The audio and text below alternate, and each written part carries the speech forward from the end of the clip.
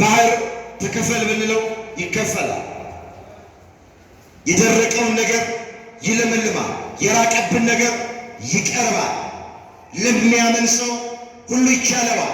ስለዚህ በሕይወታችን የተዘጋው እንዲከፈት እንመን፣ በእግዚአብሔር እንታመን፣ ከእግዚአብሔር ጋር በእምነት እንጣበቅ። በሌላ ነገር አንታመን። ሌላ ነገር የታመንበት ዘመን ይብቃል። መታመኛችን እግዚአብሔር ይሁን። መጽሐፍ ምን ይላል? በሰው ከመታመን በእግዚአብሔር መታመን ይሻላል። በገዢዎች ተስፋ ከማድረግ በእግዚአብሔር ተስፋ ማድረግ ይሻላል ተብሎ ተጽፏል። መዝሙር 117 ቁጥር 8 ላይ የተመዘገበ ቃል። እስኪ አብረን እንበለው። በሰው ከመታመን በሉ እስኪ በእግዚአብሔር መታመን ይሻላል። በገዢዎች ተስፋ ከማድረግ በእግዚአብሔር ተስፋ ማድረግ ይሻላል። ይሻላል አይሻልም? አቤት። ሰውን መታመን ነው የሚሻለው ወይስ እግዚአብሔር? ሰውን ተስፋ ማድረግ ነው የሚሻለው ወይስ እግዚአብሔር? ሰው ቢያምኑት ይከዳል። የምታውቁት ነው። ሰው ተስፋ ቢያደርጉት ያሳፍራል።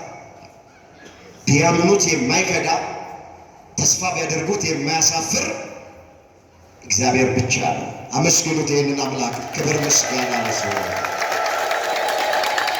ስለዚህ እሱን እንመነው። ምንድነው እምነት ማለት? በእግዚአብሔር ማመን ማለት ምን ማለት ነው ስንል ለእግዚአብሔር የሚሳነው ነገር የለም ማለት ነው። እምነት ማለት በደንብ አስተው። እምነት ማለት ለእግዚአብሔር የሚሳነው ነገር የለም ማለት ነው። እሱ ኤልሻዳይ ነው። እሱ ሁሉን ቻይ ነው። የሚጠቅመኝ ከሆነ ይሰጠኛል። የተዘጋብኝን ነገር ይከፍተዋል። እንባዬን ያብሰዋል። ታሪኬን ይቀይረዋል። ተራራ የሆነብኝን ነገር ደልዳላ ሜዳ ያደርጋል። እምነት ማለት ይሄ። እንታመን በሱ። ይውላችሁ ከረገጥነው መሬት በላይ እባካችሁ እግዚአብሔርን እንመነው። የሁሉም ነገር መሰረቱ እኮ እምነት ነው። እግዚአብሔር ልጆች፣ የጾሙ መሰረት እምነት ነው። የጸሎቱ መሰረት እምነት ነው። የአገልግሎቱ መሰረት እምነት ነው።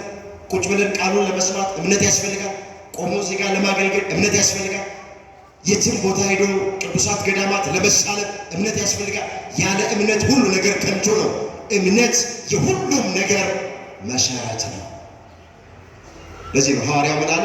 ያለ እምነት እግዚአብሔርን ደስ ማሰኘት አይቻልም። ዕብራውያን 11 ቁጥር 6 ላይ የተመዘገበ የእግዚአብሔር ቃል። እስኪ ያለ እምነት በል እግዚአብሔርን ደስ ማሰኘት አይቻልም። ያለ ምን? እኔ ወላችሁ እዚህ ጋር ያለ እምነት ቆሜ የማገለግላችሁ ከሆነ እግዚአብሔርን ደስ ላሰኘው አልችልም። እዚህ ጋር ስንዘምር ያለ እምነት የምንዘምር ከሆነ እግዚአብሔር ደስ አይልም። ሚመና እናንተም ቁጭ ብላችሁ ቃሉን ስሰሙ በእምነት የማሰሙ ከሆነ ገበቴ ላይ እንዳለ ውሃ እየወላወላችሁ ንፋስ እንደመታው ሸምበቆ እየተወዘወዛችሁ በሁለት ልባችሁ እያነከሻችሁ የምሰሙ ከሆነ እግዚአብሔር ደስ አይልም። ቅዳሴ ስናስቀድስ፣ ቅዳሴ ማርያም ስናደርስ፣ ዳዊቱን ስንደግመው፣ ሰዓታቱን ስንቆመው፣ ጸበሉን ስንጠጣው፣ ሁሉን ስርዓተ አምልኮ ስንፈጽመው በእምነት ካልፈጸምነው፣ በእምነት ካላደረግነው እግዚአብሔር አይደሰትም። እምነት የሁሉም ነገር መሰረት ነው። ስለዚህ የተዘጋው ነገር መከፈት የሚችለው በእግዚአብሔር ስናምን፣ ከእግዚአብሔር ጋር ስንደገፍ፣ እግዚአብሔርን ተስፋ ስናደርግ፣ ለሱ የሚሳነው ነገር እንደሌለ ስናምን፣ ያን ጊዜ እግዚአብሔር ብዙ ስራ በሕይወታችን መስራት ይችላል። አውቆ ተከፈተላቸው። አምላካችን እግዚአብሔር በሕይወታችን የተዘጉብንን ነገሮች በሙሉ ለሁላችንም በቸርነቱ ይክፈትልን። ስትለምኑት ሁሉን ክፈትልኝ አትበሉት። የሚጠቅመኝ ከሆነ ክፈትልኝ ስጠኝ፣ የማይጠቅመኝ ከሆነ እንደተዘጋ ይቀርበት። አንዳንድ ጊዜ እኮ እግዚአብሔር ስጦታ ብቻ ሳይሆን እንደ መስጠት የሚቆጠርለት አለመስጠቱ እንደ ስጦታ ከሆነ የሚቆጠርለት።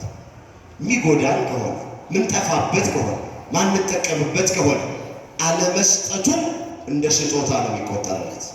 እውነት አሰብ ንገር፣ እውነት አሰብ አለመስጠቱ እንደ ስጦታ ነው የሚቆጠረው።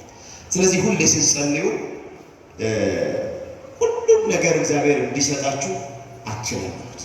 ሁሉም ነገር እንዲያደርግላችሁ አትለምኑት። የሚጠቅመኝ ከሆነ ክፈት፣ የማይጠቅመኝ ከሆነ እንደተዘጋ ይቅር በሉት። እኛ ሁሉ ነገር የሚጠቅመን ይመስላል። ሲሰጠን ደግሞ መልሰን እናጉረመርማለን። መልሰን ደግሞ በእግዚአብሔር ላይ የማይገባ ነገር እንናገራለንና የሚጠቅመንን እየመረጠ እግዚአብሔር ለሁላችንም እንዲያደርግልን የእሱ ቅዱስ ፈቃዱ ይሆንልን። የተዘጋብን ነገር በሕይወታችን አምላከ ቅዱስ ሚካኤል ይክፈትልን።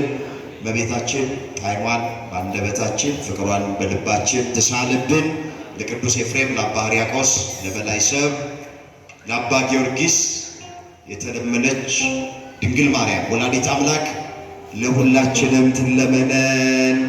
ሱባኤውን አምላካችን እግዚአብሔር በሰላም አስፈጽሞ ለእመቤታችን በዓለ ትንሣኤ በዓለ ዕርገት ሁላችንን በሰላም ያድርሰን። የሁላችንን መጨረሻ እግዚአብሔር ያሳብ።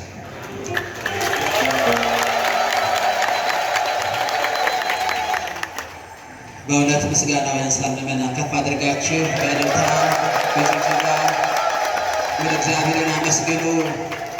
ምስጋናን የሚወድ ሕዝብ የተባረከ ነው። እልልታንም የሚያውቅ ሕዝብ ምስጉን ነውና ከፍ አድርጋችሁ በእልልታ በጭብጨባ እግዚአብሔርን አመስግኑ።